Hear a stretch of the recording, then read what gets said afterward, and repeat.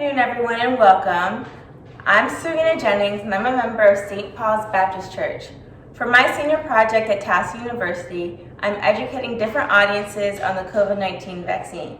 To help me facilitate this, I have a special guest who you guys are all familiar with, Dr. Lisa Croft, who is helping me.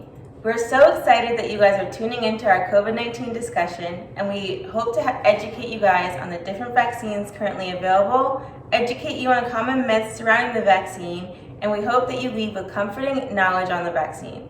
We hope you enjoy. And also, we just want to add a disclaimer that Dr. Lisa and I are both not wearing masks and we're not social distancing because we are both fully vaccinated against COVID-19. So before we begin, I want you guys to take a survey. So if you guys could please take a few minutes to take this pre-test survey by either clicking the link in the comments below or scanning the QR code on the screen with your phone camera. If you complete both the pre and the post-test survey, you will be entered in for a raffle to win a gift card from locations such as Starbucks, Amazon, or Target. To access the survey by QR code, just open your phone's camera, point it towards the code, and a link should appear at the top of your smartphone, and when you click it, you will be directed right to the survey. So at this time, please pause this video so you can take the survey. So let's talk about COVID-19. So what is COVID-19? Well, COVID-19, also known as coronavirus or SARS-CoV-2, is a virus that affects the upper respiratory tract. Some common symptoms include fever, loss of taste and smell, dry cough, shortness of breath, and fatigue. Some short-term symptoms include muscle aches, nausea, vomiting, nasal congestion, sore throat, chills, and headache. And then some possible long-term effects include vital organ damage, heart damage, lung damage, brain damage including seizures and strokes, kidney failure, and sometimes even death. So let's talk about who's more at risk for developing more severe complications to COVID-19. Individuals over the age of 65, individuals with compromised immune systems, and individuals with pre-existing health conditions such as obesity, type 2 diabetes, heart conditions, kidney disease, sickle cell disease, pregnant women, those with dementia, and people with high blood pressure. Keeping in mind that people that have compromised immune systems, it can be anywhere from someone that has a hereditary disease or are taking medications, or who have just got treated for cancer. So those are the people that you want, who actually stand to experience the devastating complications due to COVID. So we want those people to really seriously consider getting the vaccine. Thank you, Dr. Lisa. Some myths surrounding the COVID-19 vaccine. So some common myths that have either been circling around social media or people just talking about through word of mouth include that the mRNA vaccine changes your DNA, the vaccine was created by the government to insert tracking devices into us, and that the COVID-19 vaccine was rushed and therefore is unsafe. So first, let's start with the mRNA vaccine changing your DNA. Well, according to CDC, once the mRNA is inserted into the patient's body, the mRNA's job is to tell the cells what to do by producing immune responses against the virus. Once this process has begun, the mRNA cells are broken down, and therefore the mRNA has no effect on your cell's DNA. Definitely. This is not a live virus, therefore it has no mechanism of changing one's own cells. It's just a process in which it will help and teach our immune system how to identify a certain part of the virus, and when it is actually placed in front of you or placed in your body will know how to attack it and build an immune response to it. The next myth that we want to debunk is that the vaccine was created by the government to insert tracking devices into people. Well, this is false. The myth was created when Bill Gates announced the new development of digital vaccine records. Yeah, sorry people, and conspiracy theories, this is not true. There is no way, there's no record of the government trying to track us. The government is simply trying to make the vaccine available and equitably distributed to all Americans so that we can get back to living pre-COVID. Then the last myth that we want to debunk is that the COVID-19 vaccine was rushed and then therefore it's unsafe. Well, this is not true.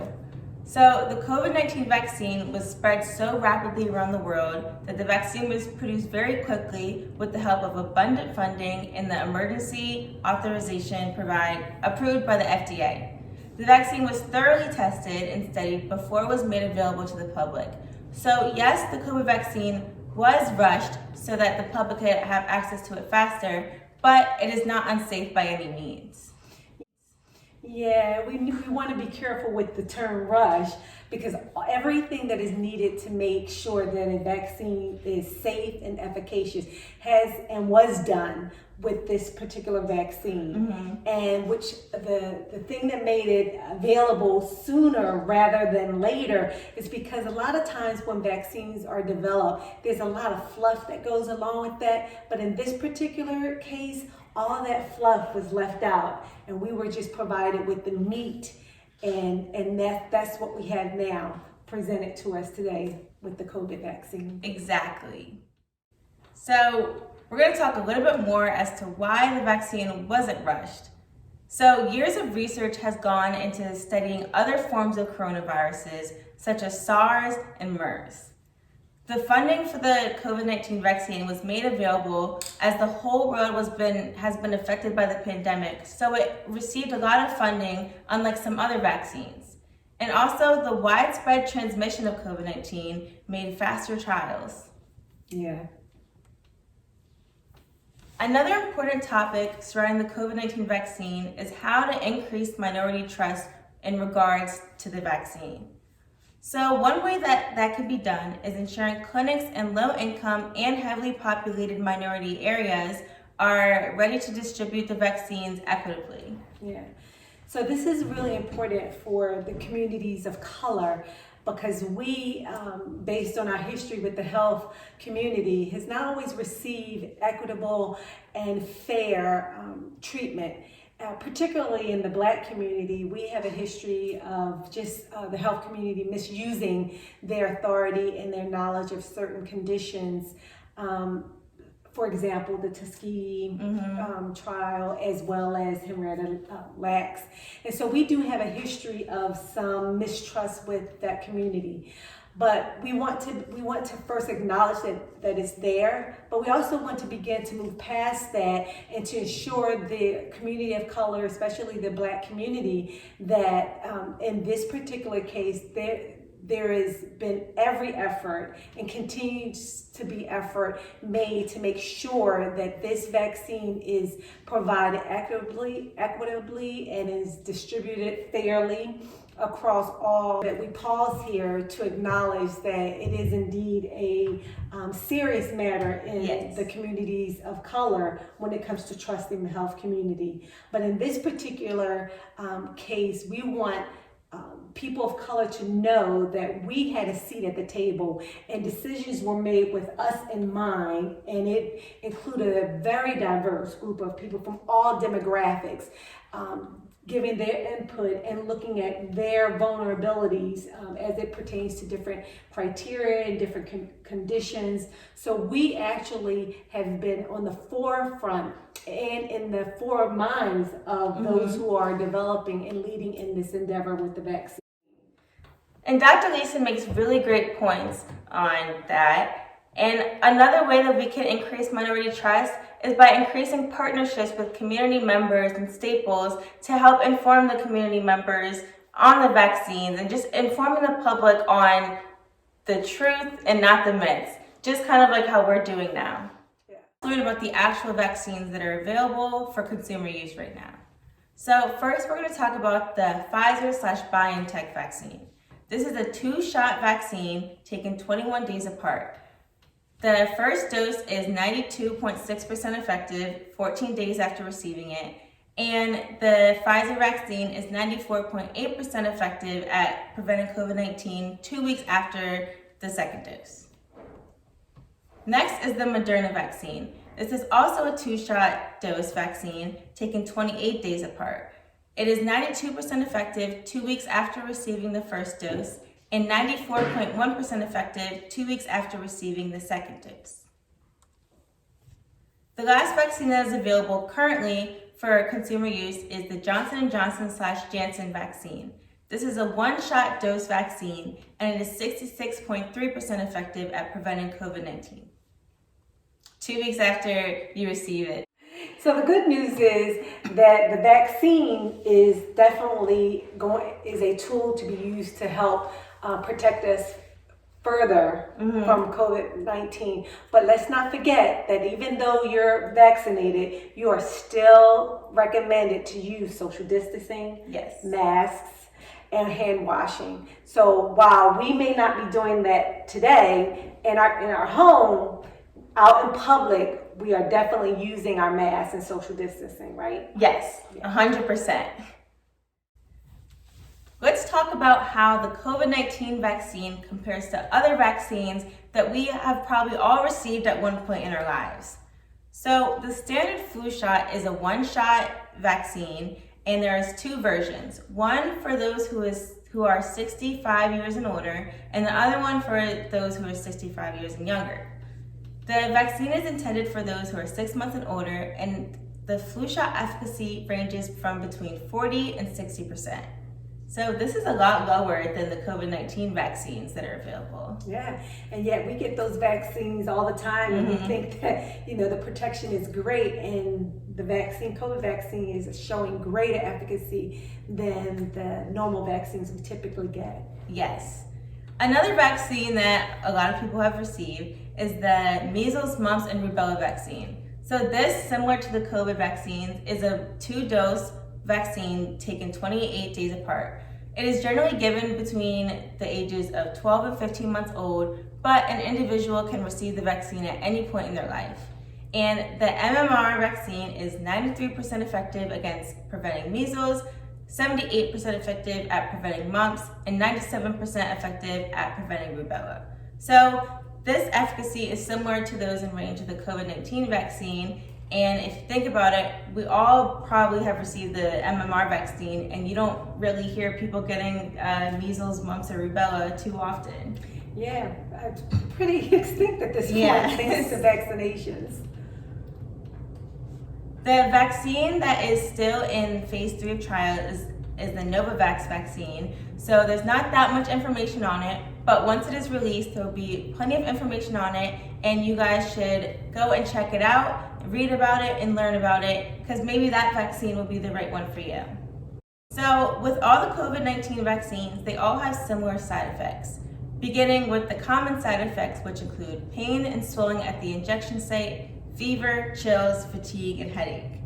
Some of the more severe side effects include a severe allergic reaction known as anaphylaxis, and other side effects, which usually happen within 4 hours of receiving the vaccine, include hives, swelling, wheezing, dizziness, weakness, and increased heart rate. Though these are very rare. Yeah, and I think we ought to pause to just give a little bit more information about side effects. Yes. Because actually side effects are a good thing. It's actually telling you that your body is working and looking at this vaccine and recognizing it to be foreign, and your body is working to fight against it. So side effects are good. Now, when we talk about the anaphylaxis, which is a severe allergic reaction, that can be somewhat troubling or concerning, particularly to those who experience allergic reactions to so many different things. One of the things that we would suggest that if you do have a concern, that you always talk about this with your physician or the pharmacist, but even still, get the vaccine and make sure that you're having it inoculated at a hospital setting versus a pharmacy or some outpatient facility that may not be fully equipped to handle such an emergency. Therefore, if you do have an emergency situation, you're in the right place and you'll get the right treatment. That's right. So the next important question is, well, where do you get vaccinated at?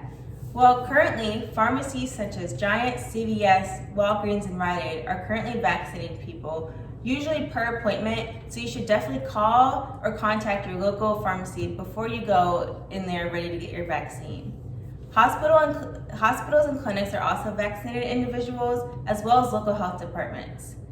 There are also mass vaccination spots close to us where we are now, such as the Center City Vaccine Center, the Convention Center, Enon Baptist Church COVAC Clinic, and the Montgomery County OIC. And you can always go to pa.health.gov to find exact locations to find where you can get vaccinated. We can all do our part to win this battle against COVID-19. You can do your part by spreading the information you learned in this presentation to others who are unsure about getting vaccinated. Also, talk to your friends and family members about which vaccine is right for you. Continue doing your research to help the end of COVID-19 by getting that vaccine. Yes, we encourage you to do so. So we just want to thank you so much for attending our presentation and watching, and we're so happy you made it through, and we hope that you really learned some valuable information about the COVID-19 vaccine and the myths surrounding it.